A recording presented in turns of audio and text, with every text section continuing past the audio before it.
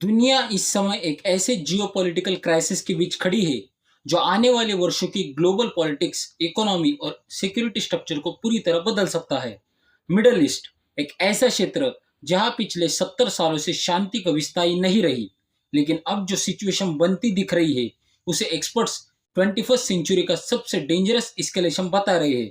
Reports के अनुसार United states और इसराइल ने ईरान के खिलाफ एक लार्ज स्केल मिलिट्री ऑपरेशन शुरू किया है। इस ऑपरेशन को एलेगली ऑपरेशन इपिक फ्यूरी नाम दिया गया है। यह अटैक किसी सिंगल रियलाइजेशन स्ट्राइक जैसा नहीं बताया जा रहा, बल्कि एक प्लान मिलिट्री कैंपेन माना जा रहा है जिसका उद्देश्य ईरान की स्ट्रेटेजिक मिलिट्री स्ट्रेंथ को लंबे समय के लिए खत्म करना है। लेट नाइट आवर्स में ईरान की कई मेजर सिटीज में अचानक एक्सप्लोजन सुनाई देने लगे। तेहरान, जो ईरान की कैपिटल है, इस्पाही, जहां सेंसिटिव मिलिट्री इंफ्रास्ट्रक्चर मौजूद है, कोम रिलीजन और पॉलिटिकल सेंटर, और क्रेमशाह, जो वेस्टर्न मिलिट्री जोन माना जाता है। इन सभी क्षेत्रों में मल्टीपल एयर स्ट्राइक्स की रिपोर्ट्स सामने आई है।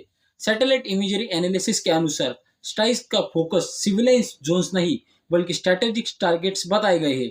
Missile production facilities, air defence radar systems, underground weapon storage, military command headquarters. US defence officials के अनुसार मिशन का प्राइमरी ऑब्जेक्टिव था Iran missile and strategic strike capability को परमानेंट डिसेबल करना।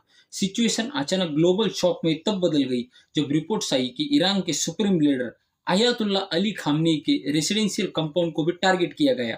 Claim सामने आए हैं कि स्ट्राइक के समय high level defence council meeting चल रही थी। रीजनल मीडिया रिपोर्ट्स में कहा गया है कि कई सीनियर मिलिट्री कमांडर्स भी उसी मीटिंग में मौजूद थे।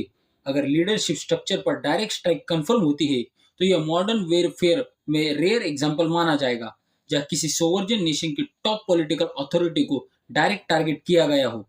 ईरानियन स्टेट मीडिया ने नेशनल मॉर्निंग पीरियड घोषित करने की खबरें जारी की, जिससे अनसर्टेनिटी और बढ़ गई।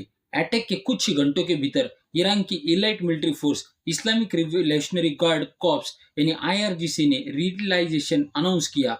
ईरान ने काउंटर ऑपरेशन लॉन्च करने का दावा किया, जिससे नाम दिया गया operation true promise 4।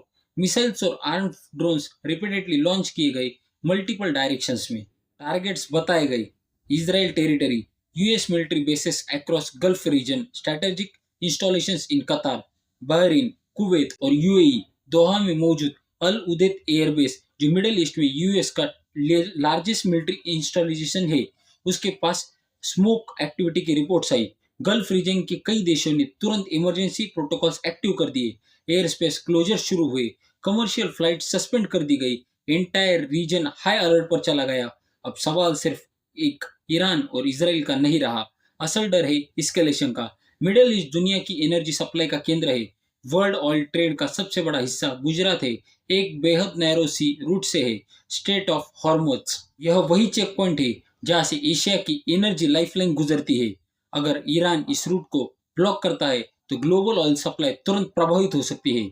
Oil prices spike कर सकते हैं, शिपिंग इंश्योरेंस कॉस्ट बढ़ सकती है, ग्लोबल इन्फ्लेशन ट्रिगर हो सकता है। एक्सपर्ट इसे इकोनॉमिक नाइटमेयर सेनगिरियो कह रहे हैं।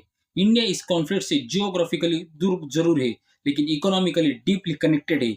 इंडिया अपनी क्रूड ऑयल रिक्वायरमेंट का बड़ा हिस्सा गल्फ रीजन से इंपोर्ट करता है। Daily millions of barrels oil इसी रूट से आते हैं। कॉन्फ्लिक्ट एस्केलेशन की स्थिति में पेट्रोल और डीजल प्राइसेस इंक्रीज हो सकते हैं, ट्रांसपोर्ट कॉस्ट बढ़ेगी, फूड इन्फ्लेशन बढ़ सकती है, रूपी वीक हो सकता है। इसके अलावा गल्फ कंट्रीज में करोड़ों इंडियन वर्कर्स मौजूद है। War zone stably directly Indian diaspora की सेफ्टी से जुड़ा मुद्दा बन सकता है। इंडियन एम्बेसी द्वारा प्रिस्क्रिप्शनरी एडवाइजरी जारी किए जाने की खबरें सामने आई। इस कॉन्फ्लिक्ट की टाइमिंग ने ग्लोबल पॉलिटिकल डिबेट को और इंस्टेंट बना दिया है। रिपोर्ट्स के अनुसार मिलिट्री प्लानिंग कई हफ्तों से चल रही थी, डिप्लोमेटिक टॉक्स रिपोर्टेडली ऑनगोइंग थी, लेकिन सडन एस्केलेशन ने नेगोशिएशन प्रोसेस को कोलैप्स कर दिया। हिस्ट्री में ऐसे कई एग्जांपल्स मौजूद है। 2003 इराक वॉर, लिबिया इन्वेशन, जहां रिजिम चेंज ऑपरेशंस ने लॉन्ग टर्म इंस्टेबिलिटी पैदा की। ईरान सिर्फ एक कंट्री नहीं, बल्कि रिलीजन पावर नेटवर्क का सेंटर है। Iran supported groups middle east के कई हिस्सों में इन्फ्लुएंस रखते हैं। कॉन्फ्लिक्ट एक्सपांड होता है तो मल्टीपल फ्रंट्स खुल सकते हैं। Proxy conflicts, cyber warfare, maritime attacks, religion militia involvement, और यही सिनेरियो ग्लोबल पावर्स को इनडायरेक्टली इन्वॉल्व कर सकता है। वॉर मैप्स और स्ट्रेटजी रूम्स में लाइंस ड्रॉ की जाती है, लेकिन ग्राउंड रियलिटी अलग होती है।